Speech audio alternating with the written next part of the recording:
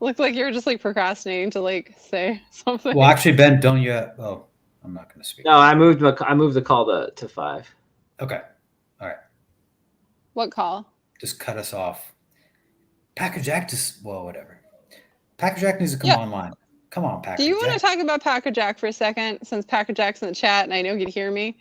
I want to talk about this guy I think is Jack, but that's fine. I'm kidding. Go. So, don't you guys find it super freaking weird that Packer Jack, of all people, has just so happened to have a copy of Ha Ha Ha for a very long time? Don't you think that's weird? I did it first, but I'm finding out there's some closet people who have been into the DB Cooper thing this whole time. Now, the fact that he had a Ha Ha Ha copy, it's weird. Again, I trace it back to this 2011 Matt Love dude, who then said he got his copy between 2004 and 2008. That is the earliest copy I know of to ever be purchased. There's nobody else who has a history of purchasing this book before. I've seen an image of one, but that those things can be faked. I don't trust any of that. But there's absolutely, without a shadow of doubt, nothing before 2004 that I've seen, and it's weird to me. I don't know what that means, but it's just weird.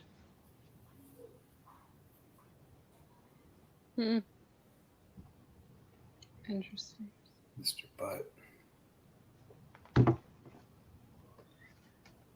God, this hey, guy. Ben. Yeah. The Hey, Davio. Can you? I What don't are know you what waiting to do, search Ben? parameters you need to look up.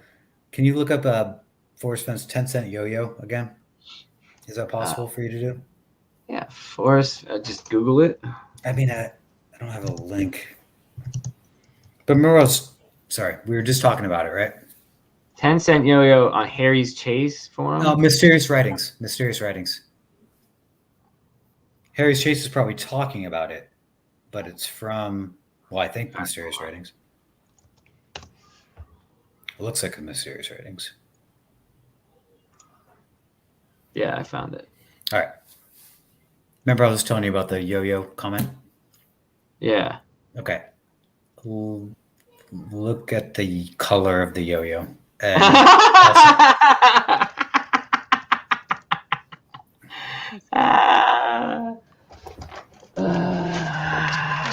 tired.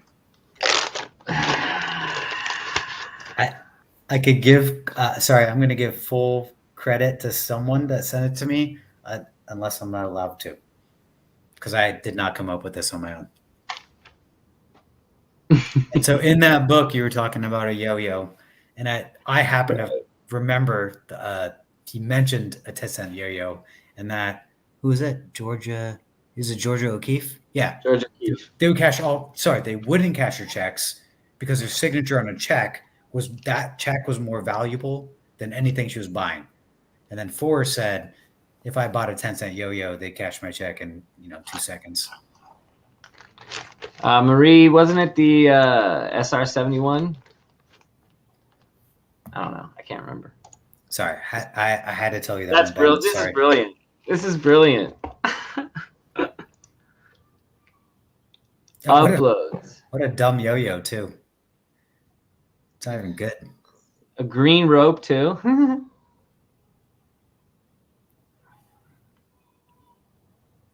So it's so confusing. So confusing.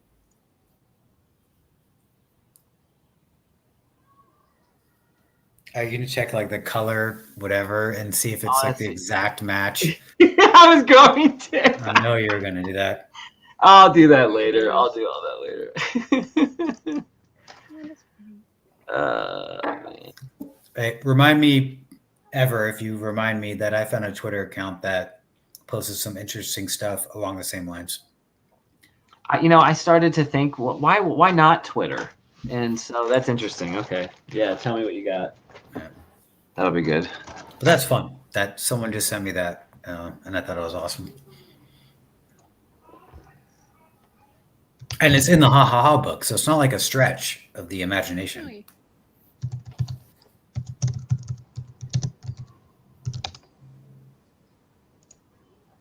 That ha ha ha book turns people into Gollum. I kid you not.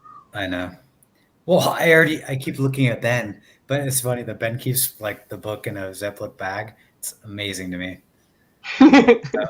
Just he reads it and then he puts it back in. Damn straight. It's amazing. And then, but it's also funny that I'm getting like hammered on Facebook, like, who has copy? Get me a copy. Can you reproduce it? Can you? I'm like, I don't even have my own copy anymore. Oh my God! Here's the original image. It's blue. They changed it to green. They changed it. Oh. Wow. On to you. The original image is blue. Come on, give me the original. Oh, look at that. Well, the original image might be a cheeseburger too. They absolutely changed it. It looks like they did. That's incredible. What year was that? Year and month scrapbook, or whatever that was. Mysterious Writings, whatever. Where the heck was it? Hold on. Where the heck was it coming from? Indy, these are the rabbit holes we live in these days. Yeah. Oh, you don't even want to know the rabbit hole I'm in. I know, but these are warm and fuzzy rabbit holes. I feel like they're warm and fuzzy. Warm and fuzzy. Let's find the person who tried to blow up a plane. He didn't. No, opposite though, Andy. He brought the bomb with him. He jumped out of the plane with the bomb. He did not try to blow up a plane. With the bomb. It probably wasn't even a real bomb. It definitely was not a real bomb. Marie says the Jets had it. I don't work at Area 51. I don't know. I've been a salesman. 5 years ago? 5 years ago, it looks like. You see, Packer Jacks posted a picture that says a woman who was credited with editing Ha Ha Ha at the beginning of the book, posing with the president's Judy Van Cleve. Yes. Yeah, I posted. We were talking about that. Yeah. Ew, why is she? She's a real human. Please, anyone watching this, do not bug her. Please, she's a real human being. And she's really a widow. And she's a widow of a veteran. So please do not bug her unless you have positive intentions. Why would people bug her? What do you mean, Indy? Come on, Indy. Is this Forrest Fenn? Just remember that I forgot to answer the question. Sorry about that. That's Hold totally Forrest Fenn, 100%. Only Forrest Fenn has that on Jenny Kyle's site for sure. Wait, what? He commented below. Do you think? Yeah, I see that. He used to do that. You've been down the road a few miles farther than me. I would like to know what you think of yourself. What you think of yourself. Do you think you are in an enviable position right now? Thanks. Nowhere but. What? But. Muddy? Wait, it's not muddy. Maybe muddy. Wait. Well, Mr. Butt. Well, Mr. Butt. With a name here including yours, you wouldn't be funny in spots. Well, that's your Homo Brown, Ben. Yeah, that's my Mount Haynes. The word enviable has wide parameters. That's true. All right, and then he says, where'd it go? I just remembered that I forgot to answer the question. Does he normally comment on these posts? Is this a normal thing? Not normal, but he does it sometimes. It's not abnormal, but it's not consistent for sure. And for sure, if that wasn't Forrest Fenn, then Jenny would have probably removed it. And why is Buckeye? Yeah, that's a good point. Why is Buckeye Bob red? Is that like a moderator or something? I'm not sure. Maybe he's like a power user on the side, or yeah, exactly, moderator. That's a weird one, though. Thank you, secret person that sent that to me. And they changed the color of the yo-yo to that green to the same. Minnie's there too. What did Minnie say? I just saw Minnie. Yes, you did. A fauna. Yeah, right. Wait. It's a weird. I hate this website. Well, here's your chance to answer now that you remember. These are all still in response to Fenn. Yep. And then exactly. Yep. Man, I might have wanted to dig in just to this page for a while tonight, but interesting. Jenny, I'm curious, was it you or Forrest that chose the yo-yo picture? Oh, who said Trail Runner 33? 33. And the yo-yo is misspelled. And what my eyes switch back and forth from a yo-yo to a picture of the sun and moon to Billy Crystal's Micro Monsters. Yeah. Looks like this one made me laugh, and yet offers quite a different. What? I've got. Wait, Jenny replied right there. Jenny replied right there. That's a new one. Okay, so she never replied. She never replied. So then, in my mind, Forrest sent her the answer and the photo or the picture. It would be nice to know if Forrest sent her the picture. If Forrest sent her the picture, game on. Yep. Well, then that's a simple question to ask. Yeah, I know it was 5 years ago. Right. But you could look up 5 years ago on Gmail. I'm sure she can figure it out. Yeah. But does she want to figure it out, and does she want to help? So that's the other question. This is true.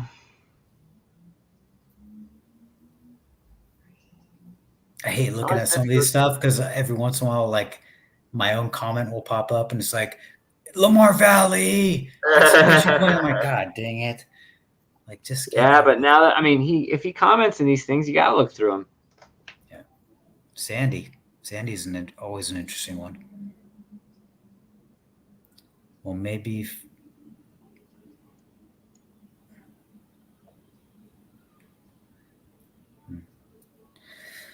Huh? It's a bright green yo-yo. I know that.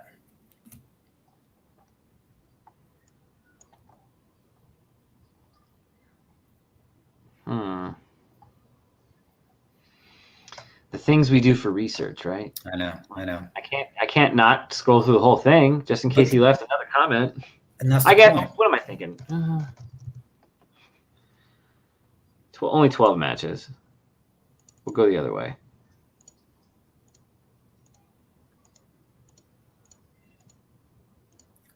Nope, that's it.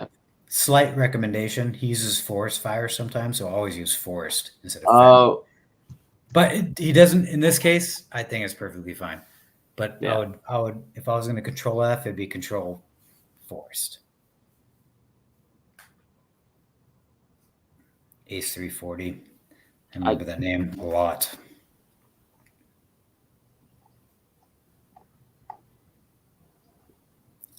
Man, see the rabbit holes we just go down, like, and now it's it's ridiculous. He just starts before you know it. 30 minutes have gone by. Like, wait, what happened here? a green yo-yo, and then people are like, what are you doing with the green yo-yo? It doesn't matter what we're doing with the green yo-yo. That's pretty darn close.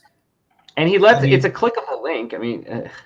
Can you hold back up the cover of haha? Like, can you do a side by side? Even you don't have to hold it up. Even can you just pull up a ha ha ha cover next to this? Because it's pretty darn close, from my memory at least. Like, even the I don't know, it's called monochrome, but like even the way that what a strange thing to do.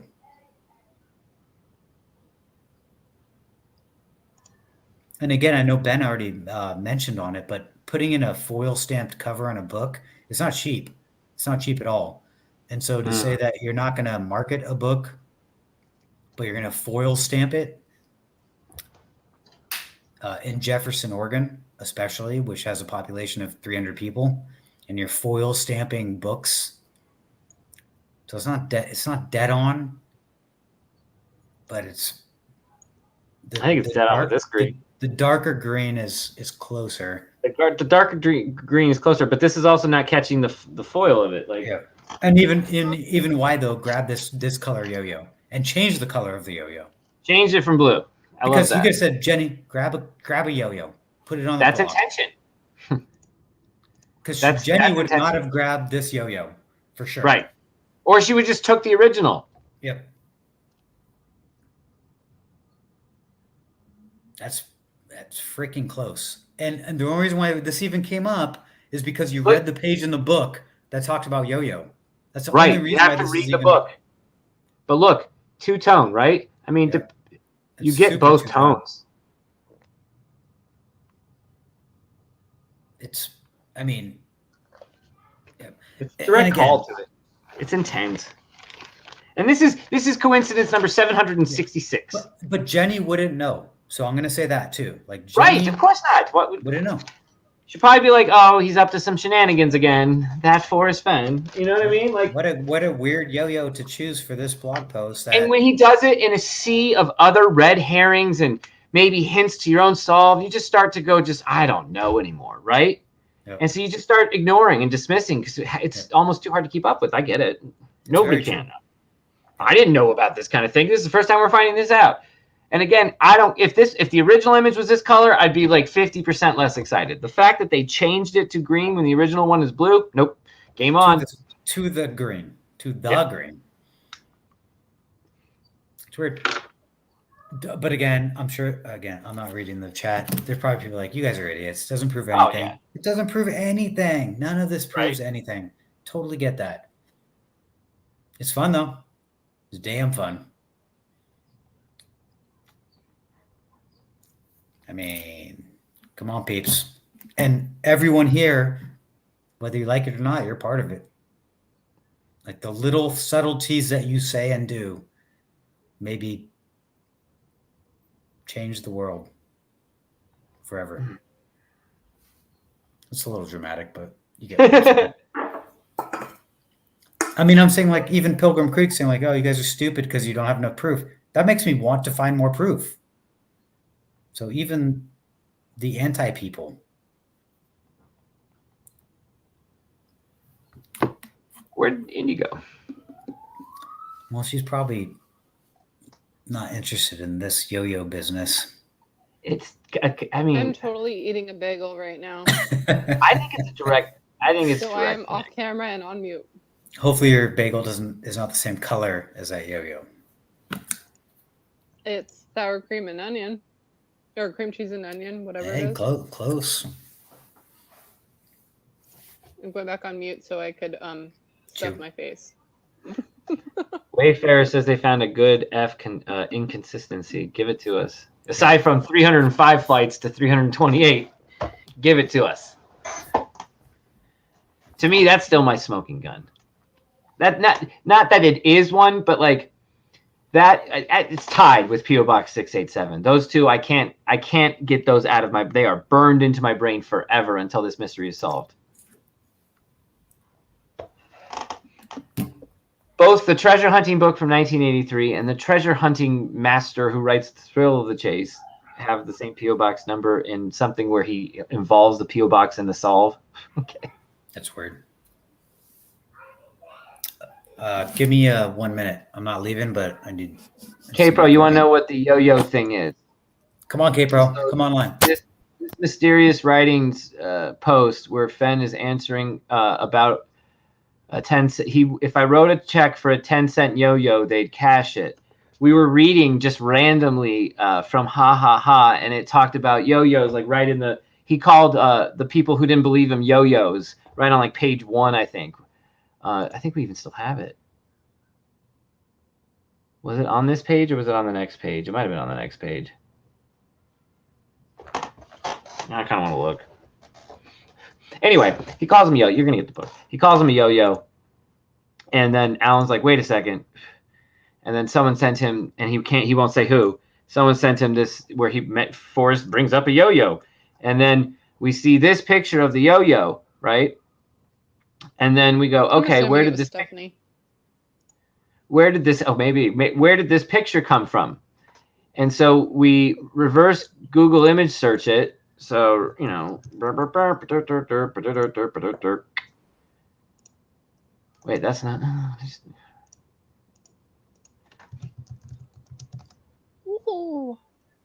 And then we threw the image in.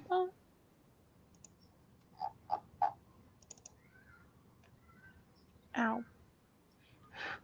And we notice the original was this blue colored one. So that shows that there was intent to change this yo-yo. Where is it? Into that yo-yo. Same yo-yo, but they changed it to the green, which then matches the green on ha ha ha.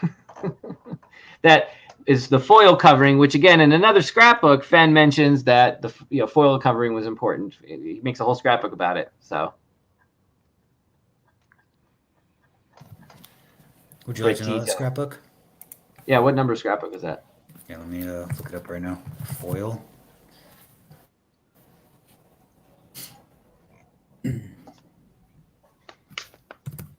I swear, somewhere in this world, there are psychologists and doctors studying us right now. Oh, probably, for sure. We're like our own study case.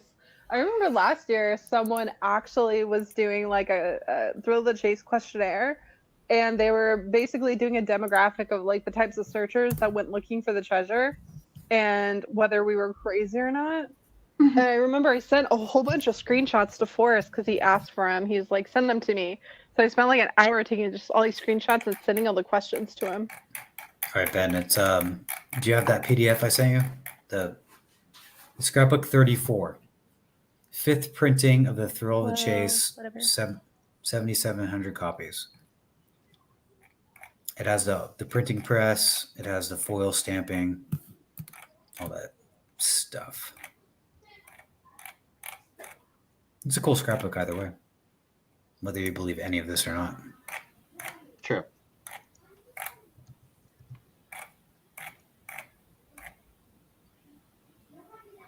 It's like an assembly line of people. Hey, Ben. Yo. Do you think I should be nice to my mother and give her what she wants for Christmas? Yes. Always.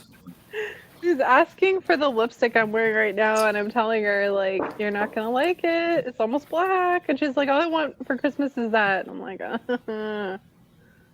sure.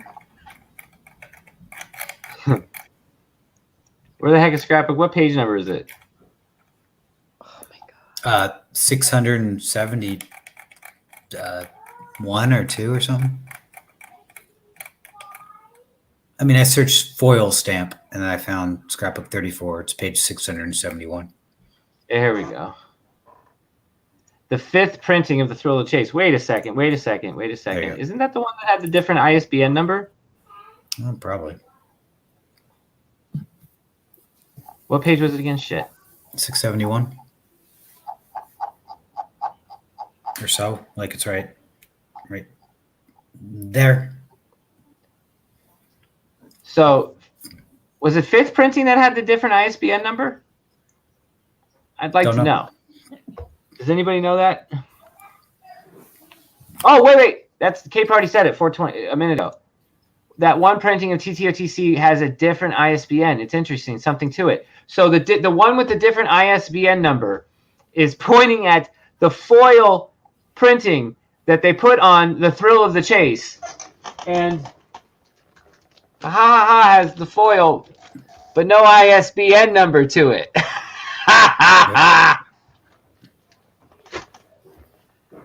I mean, talking about the foil stamp, which is cool. I mean, just looking at what Ben's showing on the screen right now, that's a really They have to be. Do you see this? Read the words slowly here. They have to be foil stamped with the book's title. Why do they have to be? Because you chose it, Fenn, right? Yep. He controlled the whole thing. He controlled everything. This needs to happen this way. He needs them to be foiled. This is it's just like remarkable.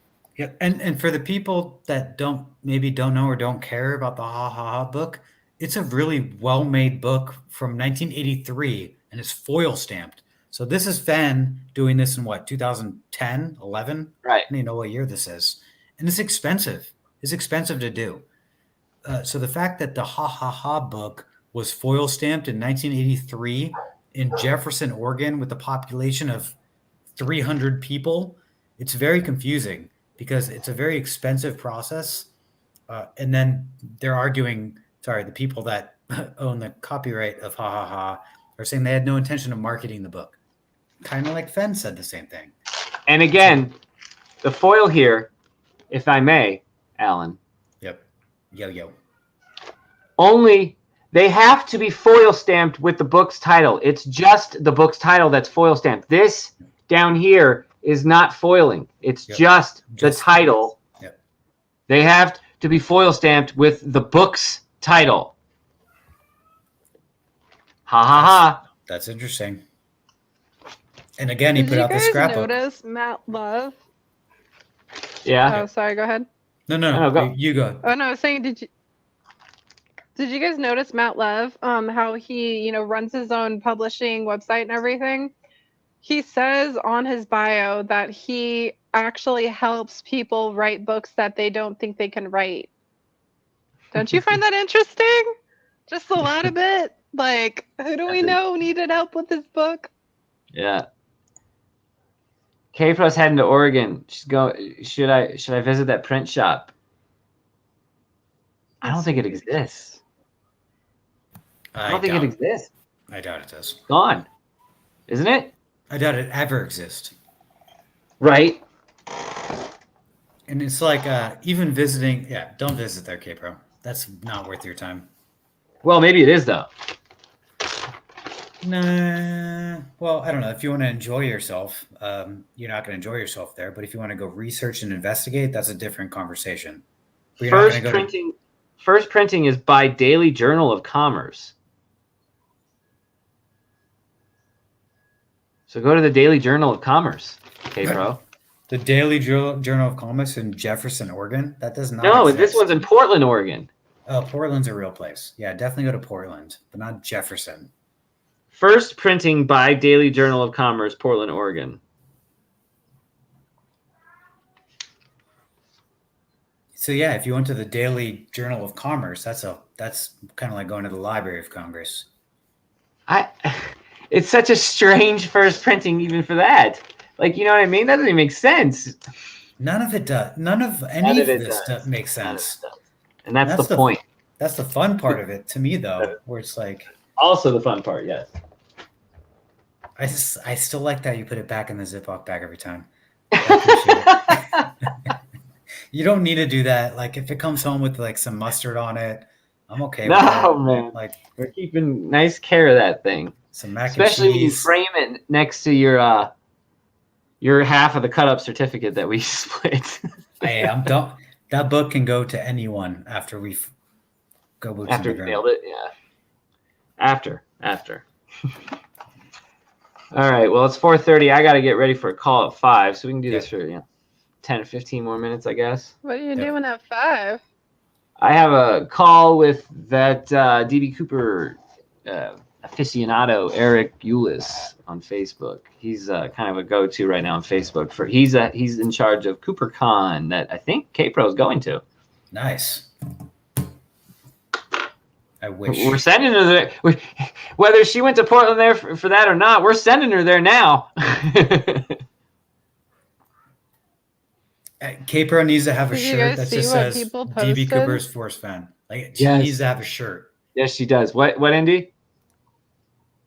Did you see what people posted on my my group page today? Let me find it. Oh. You're like, if you saw this, you and Alan, I swear you would have fallen out of your damn chair. So people are posting. Let me find the post real fast. Okay, so they're saying no place for biddies, anagrams to a bunch of things, right? And someone said DB Cooper with like a bunch of letters left over. Then Miriam comes in, and like Miriam's the queen of anagramming. She says, one of them, it says, where the hell did it go? Oh my God, did it disappear? Hey. Did someone delete it? While you're looking at, I know exactly what here post you're it talking is. about. Yeah, go ahead. Yeah, finale ... DB Cooper's ID. And then there's another one saying like Dan Cooper or DB Cooper's life and I. Like all these different anagrams for no place for biddies. Shit. Shit. But you see how that works? Fun? Do you see how that works though? It's like that's why I tried to stay away from anagrams, but he only ever said stay away from anagrams in the poem. He never said stay away. It doesn't help you find the chest. Yeah. It does not help you find the and it chest. doesn't help you find the chest. It just helps you find the story. So could that be, if it doesn't leave any letters out, then I'm cool with an anagram. Yeah. I want to see what the statistics All the letters are used, just like No, trust me, I did so much research on anagrams and how to properly find one, like to know there's an anagram being involved. And all the letters have to be used once, including the punctuation, and it creates a message. That's why I was obsessed with my anagram from the book cover. Then there's the anagram that Miriam found like years ago. It's like the first stanza of the poem, using every single letter. And remember the one I sent you? The first 2 lines, if you just took the first 2 lines, it was something like a lonely wanderer puts a chest in Wyoming or something like that. Just for the first 2 lines. I said like that, but she had this one though, and I will never forget it because it's the first stanza. It says, "Find the chest hidden in Southwest Montana, Madison River, a creek near Lions Bridge, a place where I now heal." And I was spelled EYE, and it's just like, what the hell with my Fisher King solve? It's like ridiculous. It's like slapping me in the face. But she found other ones too. And then I know like a bunch of other searchers like found a bunch of secret messages in the anagramming the chapter titles in the book. It's just crazy. And then I like anagramming the chapter titles. Anagrams to look for what? Did you know that one though? Too far to walk, anagrams to look for a Wat, and a Wat is the symbol W, which is the symbol for treasure. That's interesting. I mean, I'm just less interested in the treasure search poem now. I don't know. It's been sucked out of me. I think it's just about finding the story, whether that's D.B. Cooper or something else. I just think going back specifically to those first few interviews he was given in like 2010, he was really, in my opinion, trying to push the idea that there is another story to him, and that's part of the conquest here. And so that's what I want at this point. And I think honestly, the poem solve can't involve the story, because what if you solve some of the poem but not all of the poem, and then solving some of the poem gets you some of the story? Well, that's enough to get no, the story has to remain a secret, so only the solver gets a crack at it first. So the solve should have nothing to do with the secret story, in my opinion. So that's why I'm so focused on the secret story. Yep. And so am I, obviously. Ben, do you remember how Fenn... Is there a lag on my end? No, you're there good. Might be. You're good. You're good. I'm just trying to make sure I'm not talking over anyone. You're good. You're not. Oh, okay. Do you guys remember how the original plan was for him to die first before the hunt launched? I have this really sneaking suspicion that this entire time we think we've been playing the chase. We haven't been playing the chase. He's been watching certain people, and I think it wasn't until he passed away that the chase really started, the real chase. I mean, I can see a narrative there that makes total sense. Yeah. And frankly, if it starts with some admission that you were some crazy outlaw or you knew some crazy secret or whatever, maybe that was only ever intended to happen after he dies. So the first 10 years is like a recon period almost. I don't know. I think anything's up for grabs when Shiloh himself could end it, and he doesn't. Why? Nobody knows. Nobody knows. And wouldn't it be interesting if now all we're searching for is a story, so nobody has to worry about who gets what, or if you work in a team, how are you going to split the winnings or anything? Like Al and I have talked about it. Whatever we find, we're releasing. If there's money there, we're gonna give it to a local trial. Like we're not in this for that. We're in this for the story, proving something or disproving something maybe, but at the very least solving ha ha ha. Which I think we have. We'll see.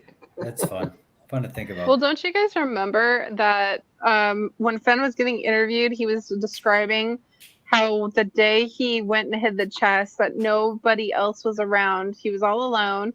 And then he said he laughed to himself. And then he said, "Forrest Fenn, did you just do that?" Did you really? Do you guys remember that part? Yes, and yes, and of course. And the same sentiment He is laughed echoed at in ha ha ha. He laughed at himself. There was, remember, I don't know, it was a couple streams ago, but like we found an interview. It was with I'll tell you the page to read then. Huh? Oh, sorry, while you're talking, I'll tell you the page to read next. Okay. Go ahead. Keep talking. Well, he literally laughs at Cape one of these questions. It's like, you know, something about a secret or the story, and he goes, and and then looks back at Doug Preston. But just he does 3 ha ha ha. He does a ha ha ha, and then like physical, not just chuckle, but like ha ha ha. It's so good. So, and again, with what you were saying, Candy, when he lands after the heist, I don't remember. I'll have to find on the next reading that we do on the next stream. But he literally laughs at himself as he's walking away from the spot. Like it's the same fucking story. It's 324, Ben. 324 coming right. My mind wandered back over the past 10 years. I just have like a quote, so I don't really have the page number. I mean, I have the page number, but my mind wandered back over the past 10 years. I mean, I've. Hey, sorry, look, a certificate. Yeah, exactly, a freaking certificate.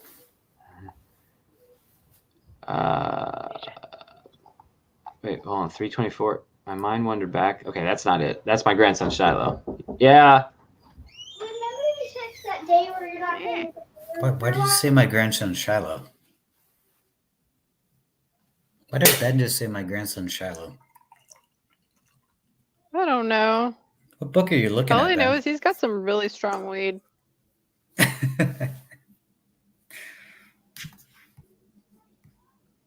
It like makes you want to hug cactuses and stuff. So maybe he's just not even realizing what he's looking at right now.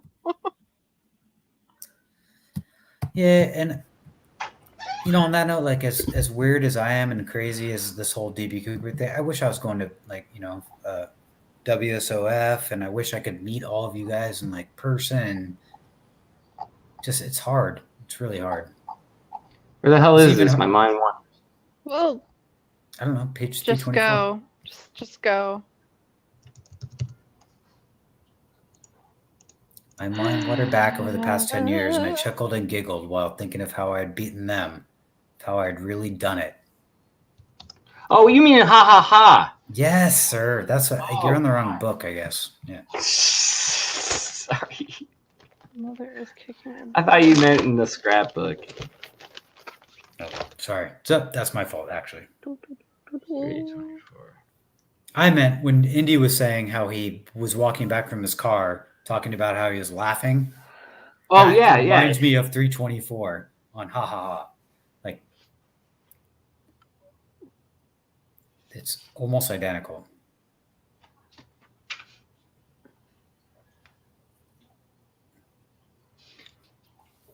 Oh, by the way, for those who hold on, Shoogie Boogie. For those who said, okay, 200,000 is what's stolen, and Fenn said he made 180,000, and but in this book at least, he gives $20,000 to one of the people that helped him along the way, which puts him at 180. Just saying. Hold on, my mind wandered back. Is there a discount? Let's see if there's a discount.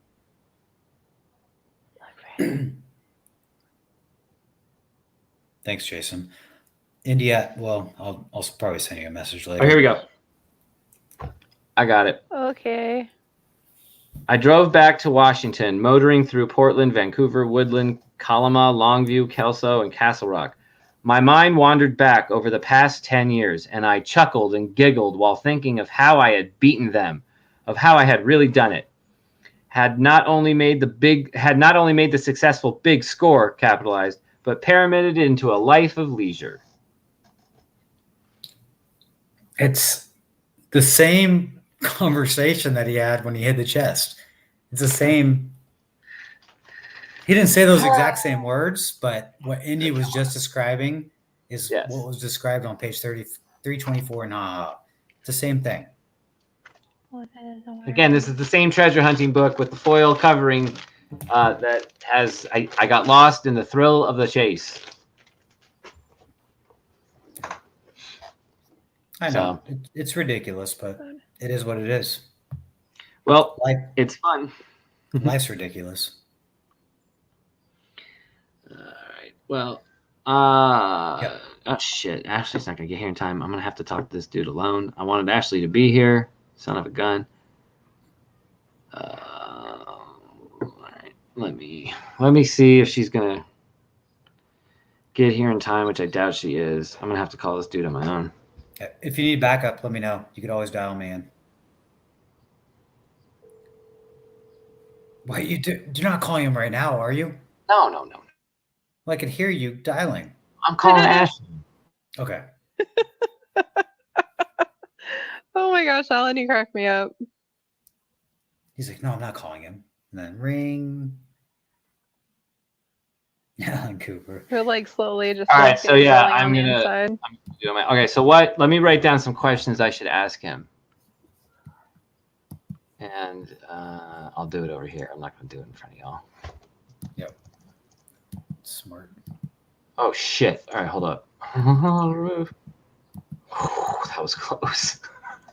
Whee! For whatever reason, it was doing something to my. My Gmail was doing something to my PDF Gmail over here. So anyway, all right. So I'm gonna write my email to myself. Well, Indy, if we don't find anything DB Cooper related in the spot we think, then house is asunder. All force, full force. I have nothing left. So right. You're gonna pay a price if we don't find You guys, anything. all I have to say is that Mindy and I are writing a book. Once we're finished writing the book, then we need to publish it. Once we publish it, then we need to have it out there in the ether, right? And if that happens and the damn thing still isn't solved, maybe we'll feel bad enough and give out one last hint. But that's going to be a while, a very long while. Fair enough. That's totally fair. Don't give any hints. That's the best part about it, because when you give hints, like someone smart is just going to solve it, like that. Yeah, that's why I say don't give out the hints. Don't give out hints. There should be some, not pride like yay, I'm talking haha. like a year from now. Yeah, that's fine. But like I'm talking like straight up a year from now, you guys. All right, maybe a year from now, fine. And But I mean, still, the what's hint wrong we with- gave last time was a freak. What's wrong with what? You got cut off. You got cut off, right? You just got cut off out of nowhere, right when you were saying a hint. Like it was actually really good timing. It looked like It looked like your own treasure hunt censored you from giving out any information. It was like the hints I say are. That was funny. All right, what else should I ask? I was saying like the one hint. Oh my god, there must be a lag on my end. I'm so sorry. What's the one hint? Don't give any hints. The one hint that we did give out on the video. It was a shamrock. There you go. I don't have the breaking news soundboard. Ashley won that war. Well, everyone saw it. Ben, so Ben, it's I like, would love. There you go. Ben, you should ask the chat room questions on question, but I'm not trying to step on toes. No, absolutely. Well, I mean, I asked, K-Pro said, when can I buy him a beer? So that's on the list. So any other questions anybody wants? His knowledge is DB Cooper. His knowledge isn't so much Forrest Fenn. I think he's intrigued by the Fenn angle, but I don't think he knows too much about the Fenn stuff. So that's why I want to talk to him. I want to learn more about what he knows through the filter of he's gone through all the evidence that Alan and I are going through, that Indy's probably looked at, that Mindy and like everybody we've probably looked at, but he has eaten, breathed, slept DB Cooper for X many years. The guy's been on documentaries and channels and shit, so he knows what he's talking about. Ooh, so I want to get his input on it. Yeah. Can you Are you on mute? You're like completely muted. Yeah. Not even delayed. You're just muted. Yeah, it's not even delayed. I see your mouth moving, but I can't hear you. I'm gonna guess what she says. She said. I'm trying to guess what she said too. You should ask him about Soda Butte You Creek. should ask him. That's what I got too. Ask him about Lamar Valley. Shit, I don't know. Do we have a connection to Santa Fe? That would be nice too. There is the Bill LeMay connection in Deming, New Mexico. Yep. That could be constituted. That's close to Silver City. Anyway. Actually, that's a good question though. That's a really good question, because that's one of the few reviews on Ha Ha Ha where it says Bill LeMay, 1988, Deming, New Mexico. It's a decent question. Yeah. All right. Done. Well, okay, Indy, what were you gonna say? Oh, I don't even remember anymore. I was just gonna Oh, say, you said you should ask him. Oh, can you ask him about the folded bills? Because Mindy brought up the craziest evidence I've ever seen. And it's Ben's scrapbook about the folded bill. And it's an exact match to how they found the D.B. Cooper money. Yep. Yeah. Like, what? Well, okay. I already know what his answer is going to be, but go ahead. That's a good question. Will his answer be the FBI did that? Well, he has a lot of answers about where the money was found, like even in Tina Bar. I already know what his answer is because I just listened to an interview with him. And okay. I'm going to shut my mouth. Yeah, and honestly, I'm not so curious about. I mean, I'll tell him what I think about Tina Bar, but he has his own opinion. I'm not there to change his mind on Tina Bar. I want to learn more about Tina Bar. Then you know what I mean. Like I'll just learn what I can in the time he gives me. But the idea will be I'm going to try to show him the Fenn stuff too and see what he thinks. So. You guys sound like you inhaled helium right now, just to let you know. That's because you're on delay. Yeah, which you're all means messed up. Speed up. We're speeding Hold up. on. You're slowing down. K-Pro, I think the investigation's over. I think the FBI closed its doors. Yeah, it's closed. Case closed. Literally, case closed. You got 12 minutes, Ben. Yep. I'll probably end this now then. Yeah. And then give me a few minutes to chill out. Yeah. Yeah, get back to work on Houses Asunder, Alan. Will do. Not until we're done with boots on the ground. It's DB Cooper only until we're done with our boots on the ground. Although I think as of yesterday we found our final thing that we're done. Like if we didn't research another thing between now and boots on the ground, we don't need to. Changes. Yep. Nothing changes. But it would be nice to keep finding all these freaking confirmers we keep finding. So it'll be interesting. It'll be fun, and if we're all wrong on it too, it'll be fun to walk people through what we did. Still the same, still the same thing. It's fun. It's and frankly, I don't even know if we share yet because we're wrong on that spot. Although everything points to it, it's almost like an all or nothing. Like everything points to it. It was a severe case. It's kind of like both on news. No, it's kind of like pointing to the 9 Mile Hole, where it's like you're not. Me saying 9 Mile Hole doesn't mean anything because it's gigantic.